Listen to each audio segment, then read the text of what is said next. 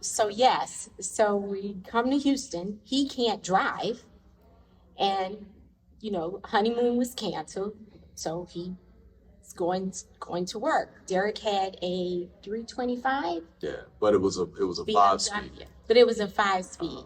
Never driven a 5 speed in my life. So I had to teach her how to drive a 5 speed on the fly. I had a crash course on how to drive a 5 speed. Now again, I'm from New Orleans. In Houston traffic. And he's taking me on 59 in a 5 speed that I'm just learning how to drive. And I was a nervous wreck.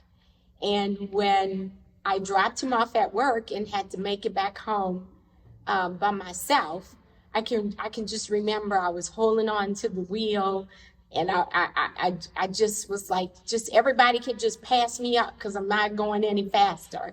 And I was exhausted when I got back to the house, and I called him. I made it back. I made it back. But over time, it became a little bit easier. And I learned how to drive this 5 speed until he got better. Yeah. Mm-hmm. And so we started, in the process, I guess 3 years or so, we started planning a family, and Derek was born, and when Shalita had a relatively, from my perspective, and you probably, you've said it as well though, but a fairly good pregnancy. Easy pregnancy. Yeah, the biggest thing was that you were tired. Yes. You would come home exhausted. And Derek was born. I remember when I went to Lamont's class and all of that, and I remember that particular Friday, after you had been at work and then was out running errands, she was complaining that her back was hurting. Mm-hmm. And I said, well, what kind of pain is it? And I said, well, Shalita, you're probably having back contractions. See, they had kind of told us about all of this. And so we finally get to the hospital, and so we're there at the hospital, and I called my parents, and my mom, I'm talking to my mom, and I said, well, they've given Shalita, I said, we're in the hospital, Shalita's about to have the baby. I said, but they've given her some medication and she's asleep. And my mom didn't understand that. What do you mean she's asleep? Then you just say I said, yeah, I don't know what, but she's asleep right now.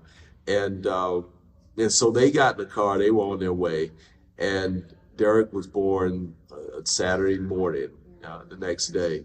And the delivery was fine for the most part, except he was turned the wrong way, and it took them a while to kind of figure that out.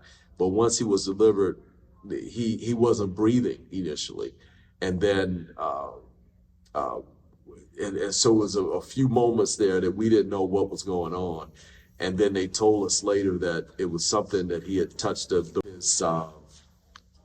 mouth and caught his breath. And that's what it was, but he was fine otherwise. So then the journey of parenthood began, and juggling work, daycare, baby, all those things. But we adjusted, and not really having any family here. We did have cousins. Derek's cousin and his wife, and they lived very close to us, which was a good thing.